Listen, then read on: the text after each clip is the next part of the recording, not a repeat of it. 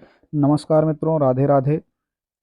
दोस्तों, आज आप लोगों के बीच में फिर से उपस्थित हुआ हूं और ईश्वर से आप सबके शुभ और मंगल की कामना करता हूं। आप लोग जहां भी रहें, खुश रहें, समृद्ध रहें और खुशहाल जीवन जिएं। इन्हीं कामनाओं के साथ आज एक बहुत महत्वपूर्ण विषय पर चर्चा करेंगे। जीवन में संतान सुख बहुत ही महत्वपूर्ण रखता है। जिसके जीवन में कोई संतान ना हो, उसकी पीड़ा बयां नहीं की जा सकती, सिर्फ महसूस की जा सकती है। तो आज ग्रंथों के आधार पर ही एक निष्कर्ष की तरफ आ रहे हैं कि संतान उत्पत्ति के लिए कौन सा उपाय किया जाना चाहिए, जो शास्त्रों और ग्रंथों में लिखा गया है। और संतान उत्पत्ति के साथ साथ हमारे जीवन में पुत्र का बहुत ही महत्वपूर्ण भाग होता है।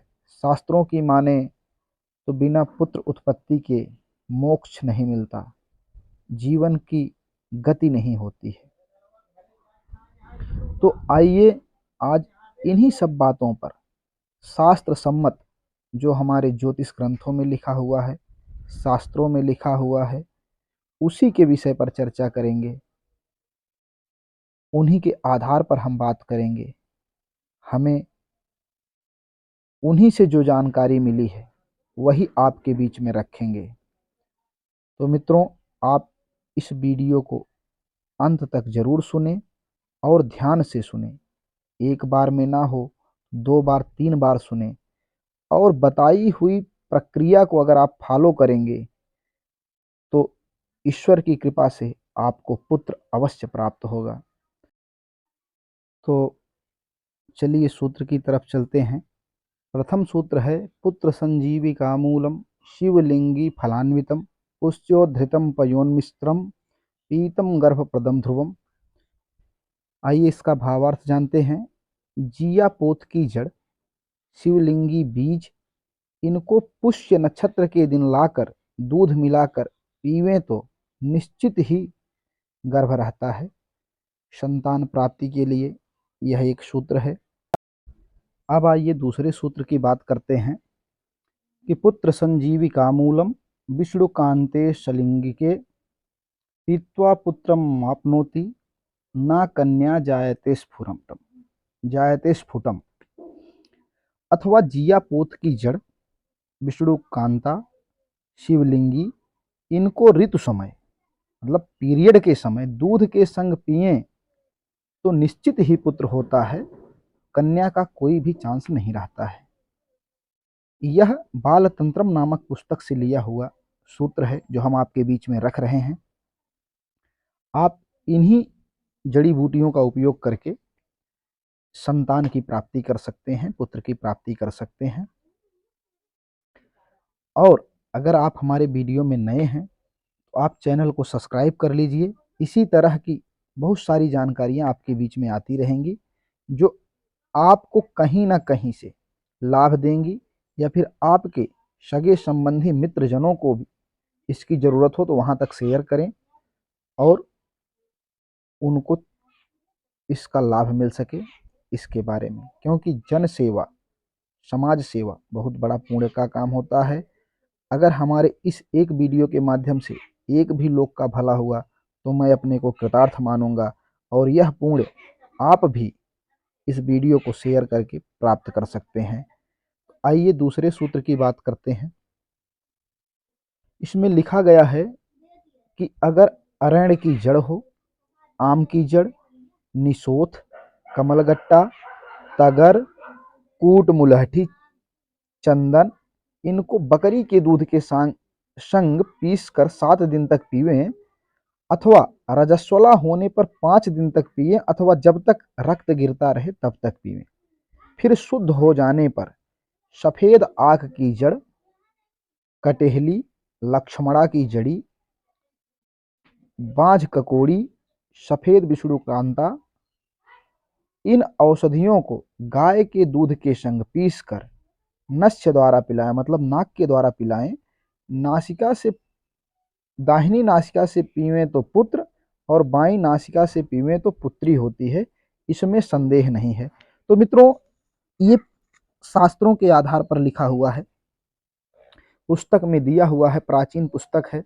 इस आधार पर अगर आप करेंगे आपको निश्चित ही लाभ होगा।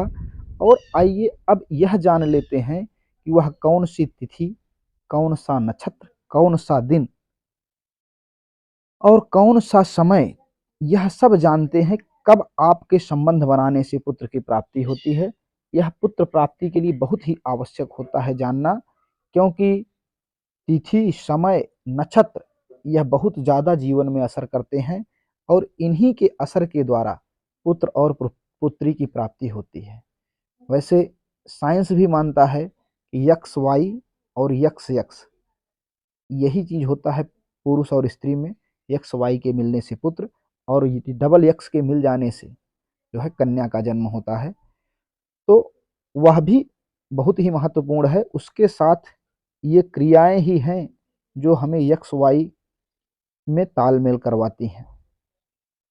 तो आइए जानते हैं कि मासिक शुरुआत जिस दिन से हो उसे पहली रात मानकर प्रथम गिनती शुरू करें। 8वीं, 10वीं, 12वीं, 14वीं और 16वीं की रात को संबंध बनाएं। यही रात होती है शम रातें, जो पुत्र प्राप्ति के लिए मानी गई हैं।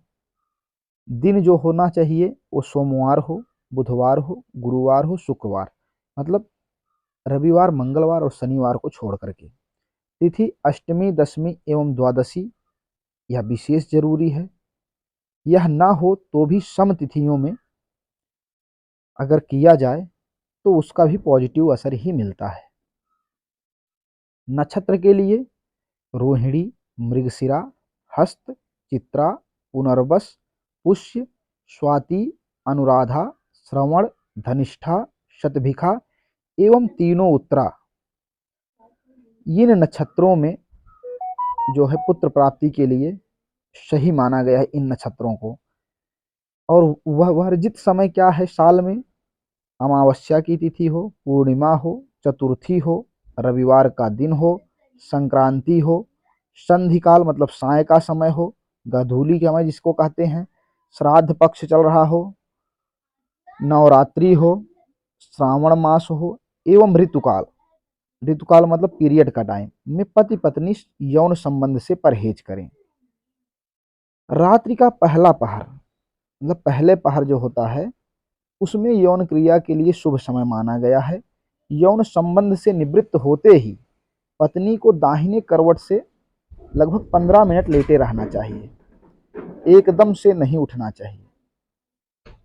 यह भी बहुत मायने रखता है कि संबंध के बाद पत्नी को दाहिने करवट ही लेटना चाहिए लगभग 15 मिनट तक। सम दिन, तिथि, प्रहर एवं नक्षत्र सभी कामन और सटीक बैठना जरूरी है। अगर इस हिसाब से आप संबंध बनाते हैं इन नक्षत्रों और तिथियों को ध्यान में रखते हुए, मास, दिन, तिथि, नक्षत्र और सम दिन, इन सब का आप ख्याल रखते हैं तो हमारे शास्त्रों में लिखी बातें गलत नहीं होती हैं। वो इससे निश्चित ही आपको लाभ होगा और आपके घर में किलकारी गूंजेगी और आपको पुत्र अवश्य प्राप्त होगा। और जो निसंतान है, जिनको संतान की कामना है, उनके लिए भी यह है।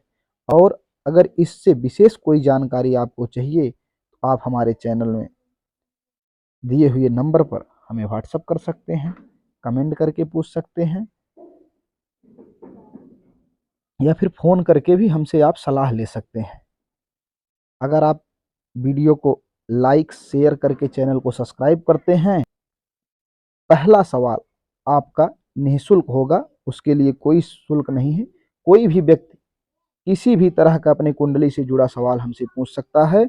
आप वीडियो को लाइक और शेयर करें, चैनल को सब्सक्राइब करें और पहला सवाल आप मुफ्त में पूछिए, उसके लिए कोई चार्ज नहीं होगा आपको। फ्री में सलाह दी जाएगी।